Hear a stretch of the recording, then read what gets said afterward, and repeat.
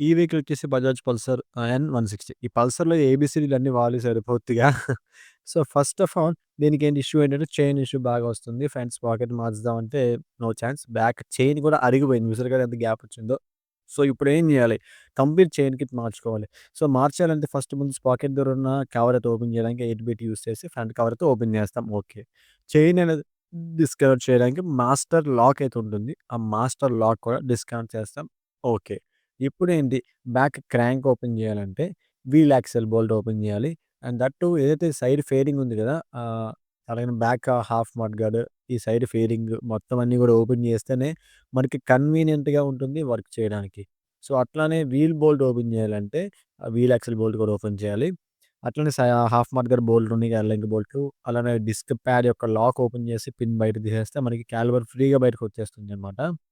So, entire ఈ complete work అంతా కూడా నేను వీడియో షూట్ చేయట్లేదు. మొత్తం వీళ్ళది బయటకి తీసేసి క్రాంక్ బోల్ట్‌లయితే ఓపెన్ చేస్తున్నా. 14 సైజ్ స్పానర్ యూజ్ చేసి బోల్ట్‌లయితే ఓపెన్ చేస్తున్నాం.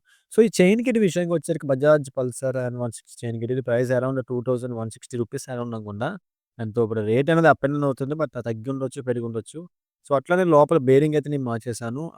క్లిప్ ఏదైతే ఉందో క్లిప్ పోయిందనమాట. వీడియో తీసిన క్లిప్ పోయింది. సో, బేరింగ్ అనేది ఇట్లా ఉంటుందనమాట. దీనికి 6005 వస్తుంది others max. So, chain kit చూసారు కదా! ఈ పార్ట్ నంబర్ చూసుకొని మీకు కూడా యూజ్ అవుతుంది పర్చేస్ చేసినప్పుడు.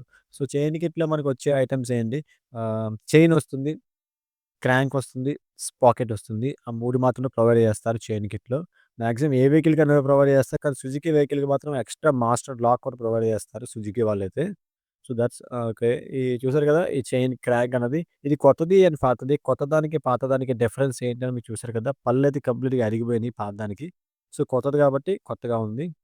సో, చైన్‌కి ఎక్కువ లైఫ్ రావాలంటే భయ్యా మీకు కొన్ని టిప్స్ చెప్పండి అని అంటారా? నేను చెప్తా చూడండి.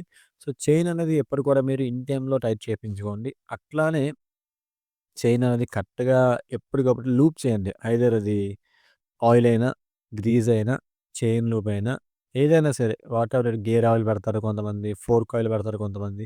అట్లా ఏం లేదండి. చైన్ ఎప్పుడు కూడా మనకి నీట్‌గా లూప్ చేస్తే ఎక్కువ కాలం లైఫ్ వస్తుంది. అండ్ ఈ స్పాకెట్ చూసారు కదా! ఎంత కంప్లీట్‌గా అరిగిపోయి స్టెప్ వచ్చేసిందో. సో, ఇటువంటి కేస్‌లో పాత మొత్తం అంతా లోపల క్లీన్ చేసేసుకొని కొత్త sprocket Bajaj Pulsar original sprocket అయితే ఇన్‌స్టాల్ చేసేస్తాం. దీనికి 15 పళ్ళేదో వస్తాయి స్పాకెట్‌కి. సో, స్పాకెట్ ఏసేసాం. అలానే బ్యాక్ క్రాంక్ బిగించేసాం. బేరింగ్ ఏసేసాం. ఇంకా ఫైనల్‌గా ఏముంది భయ్యా జస్ట్ జాగ్రత్తగా చైన్ ఎక్కించేయడమే. అండ్ ఈ వెహికల్స్‌కి ఏంటంటే ఎక్కువ ఓపెన్ చైన్స్‌కి నాయిస్ ఎక్కువొస్తుంది అని చాలామంది చెప్తున్నారు. సో, దానికి కూడా ఒక సొల్యూషన్ అయితే తీసుకొచ్చా. ఏముంది భయ్యా ఎప్పటికప్పుడు మీరు వాటర్ వాష్ చేసినప్పుడు చైన్ కంప్లీట్‌గా డీజిల్‌తో వాష్ చేపించేసి, వాటర్ వాష్ చేపించేసి, ఒక డ్రై క్లాత్‌తో మొత్తం చైన్ అంతా క్లీన్ చేసేసుకోండి. ఇంకా ఆయిల్ కూడా లూప్ చేయనక్కర్లేదు. లూప్ చేయకపోయినా పర్లేదు. సౌండ్ తగ్గిపోతుంది. కానీ ఇంకా లాంగ్ లాస్టింగ్ కావాలంటే చైన్ అనేది చైన్ స్ప్రే అయితే యూజ్ చేయండి. స్ప్రే యూజ్ చేసినా పర్లేదు. లేదా గ్రీజ్ యూజ్ చేసినా పర్లేదు. స్ప్రే ప్లస్ గ్రీజ్ యూజ్ చేసినా అల్టిమేట్‌గా ఉంటుంది సౌండ్ అనేది. కంప్లీట్‌గా తగ్గిపోతుంది. ఓకే. సో, క్రాంక్ అయితే ఎక్కించేసి జాగ్రత్తగా యాక్సిల్ ఎక్కించేసాం. యాక్సిల్ ఎక్కించేసి మొత్తం ఫేరింగ్ అయితే లాస్ట్‌లో ఏద్దాము. దానికన్నా ముందు చైన్ అడ్జస్ట్‌మెంట్ కంప్లీట్‌గా ముందుకు తోసేయండి. ముందుకు తోసేసి ఇటువైపు కూడా మొత్తం అంతా కూడా ముందుకు తోసేసాం. ఇప్పుడు ఏంటంటే చైన్ ఎక్కించుకోవాలి. చైన్ లాస్ట్‌లో ఎక్కించుకోవాలి. బట్ వన్ మోర్ థింగ్ నేనిచ్చే సజెషన్ ఏంటంటే చైన్ ఎక్కించుకున్నప్పుడు కిందనేమన్నా పెట్టుకొని ఎక్కించుకోండి. నేను పడిపోతే మళ్ళా మొత్తం మట్టి అయిపోతుందనమాట. చూసాక చైన్ లాస్ట్‌లోకి వేసేసాను. చైన్ ఎక్కించేసాను. ఇప్పుడు చైన్ టైట్ చేసుకునే విధానం చెప్తా చూడండి జాగ్రత్తగా. చైన్ లెఫ్ట్ సైడ్ ఎన్నైతే మీకు థ్రెడ్స్ టైట్ చేస్తారో రైట్ సైడ్ కూడా అంతే ఉండాలి. అండ్ బ్యాక్ నుంచి చూసినప్పుడు చైన్ అనేది సెంటరింగ్ అనేది మనకి కరెక్ట్‌గా తిన్నంగా ఉండాలి. లేదంటే మీకు చైన్ వన్ సైడ్ ఉంటే అరిగిపోవడం సౌండ్ ఆ తేడా వస్తుంది. అండ్ దెన్ సౌండ్ వస్తుంది. చాలా చాలా వస్తాయి.